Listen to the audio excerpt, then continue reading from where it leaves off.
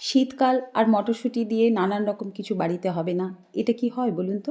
মটরশুঁটি দিয়ে তো আমরা কত কিছু খেয়ে থাকি। মটরশুঁটির কচুরি, মটরশুঁটির বড়া, আলু মটরশুঁটির দম, তারপর নানান রকম সবজিতে মটরশুঁটি দিই। কিন্তু এই রান্নাটা কি খেয়ে দেখেছেন কখনো? আমার মনে হয় এই রান্নাটা অনেকেই জানেন না, আবার অনেকে হয়তো জানেনও। তো এই রান্নাটা একবার আমার মতো করে বাড়িতে একবার চেষ্টা করে দেখবেন, খুব ভালো লাগে খেতে। এখন তো বাজারে মটরশুঁটি ভালোই পাওয়া যাচ্ছে, এখনও উঠে যায়নি। তো মটরশুঁটি এনে আজকেই কিন্তু আপনারা বানিয়ে ফেলবেন উত্তরপ্রদেশের জনপ্রিয় এই রান্নাটির নাম হচ্ছে মটর নিমোনা। এটা কিন্তু কাঁচা মটর অর্থাৎ মটরশুঁটি দিয়েই তৈরি হয়। মানে শুকনো যে মটর আমরা ঘুগনি করি সেটা দিয়ে কিন্তু হবে না। এটা এই মটরশুঁটি দিয়েই তৈরি করতে হবে। তাই দেরি না করে চটপট আজকে আমার মতো করে বানিয়ে ফেলুন নিমোনা। তো নিমোনার রেসিপিটা আমি আজকে আপনাদের সম্পূর্ণ দেখিয়ে দিচ্ছি। এটি ভাত, রুটি, লুচি, পরোটা, পোলাও সমস্ত কিছুর সঙ্গে একদম পারফেক্ট। খুব ভালো লাগবে খেতে। তো মটরশুঁটি প্রথমে ছাড়িয়ে নিতে হবে, ভালো করে ধুয়ে ছাড়িয়ে নিয়েছি আমি যেমন করে। আর কিছু মটরশুঁটি আমি যে রেখে দিলাম, গোটা মটরশুঁটিটা রেখে দিতে হবে। পরে বলবো কেন গোটা মটরশুঁটিটা রেখেছি।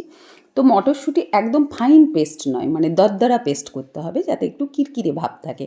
মানে কোনোটা ভাঙা নয়, কোনোটা পেস্ট, এরকম একটা দরদরা মটরশুঁটি পেস্ট করে নিতে হবে। তারপর আর একটা পেস্ট আমি করে নিচ্ছি, তাতে কয়েক কলি রসুন দিলাম, দুটো কাঁচা লঙ্কা দিলাম, ধনে পাতা দিলাম, আর আদা একটু গ্রেট করে দিলাম 1/2 ইঞ্চি মতো। তো এগুলো আবার মিক্সিতে একটু পেস্ট করে নিলাম।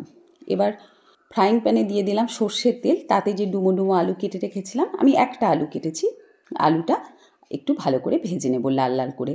আপনারা যদি বেশি আলু খান তাহলে বেশি দেবেন, আলুটা আপনাদের নিজেদের মতো, মটরশুঁটির পরিমাণও নিজেদের মতো, যার যেমন বাড়িতে লাগবে। তা আলুগুলো ভেজে তুলে নিলাম। অবশ্যই এটা সর্ষের তেলে করবেন, খেতে বেশি ভালো লাগবে। তো এবার গোটা জিরে আর হিং ফোড়ন দিয়ে দিলাম সর্ষের তেলেই।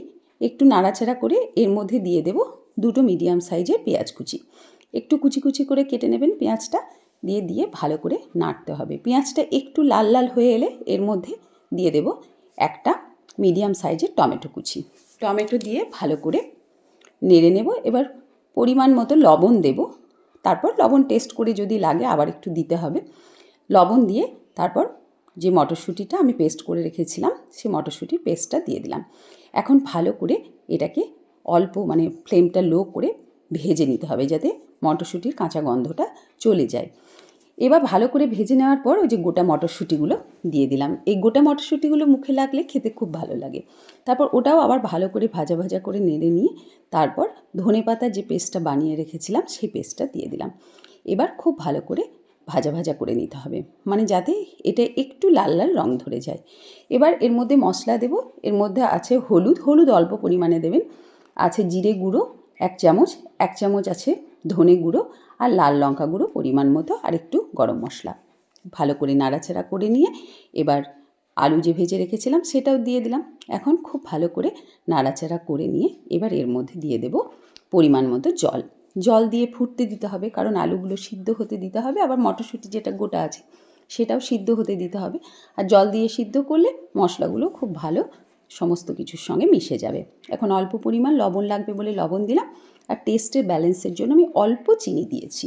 চিনিটা কিন্তু সম্পূর্ণ অপশনাল, দিতেও পারেন নাও দিতে পারেন। তো ভালো করে ফুটে গিয়ে একটু ঘন ঘন থাকবে, আবার একটু ঝোলঝোলও থাকবে, তখন ঠিক এই রকম অবস্থায় এটাকে নামিয়ে নিতে হবে।